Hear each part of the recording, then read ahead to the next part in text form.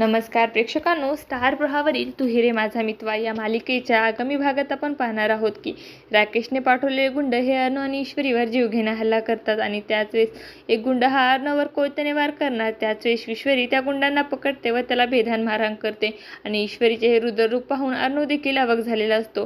त्यानंतर आपण पाहतो देशमुख हे आकाशला विचारते, आकाश तुझा ग्रेट अर्णव आणि ईश्वरी स्पर्धेमध्ये पोहोचणार आहेत की नाही. तेव्हा आकाश बोलतो, मला पूर्ण विश्वास आहे ते नक्की त्या स्पर्धेमध्ये पोहोचते.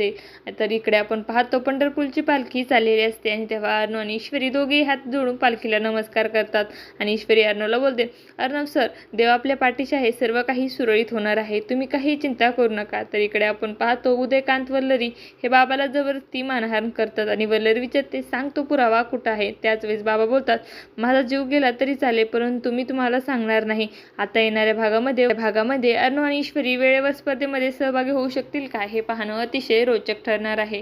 तुम्हाला जर आपला व्हिडिओ आवडला असेल तर चॅनलला लाईक, शेअर आणि सबस्क्राईब करायला विसरू नका. धन्यवाद.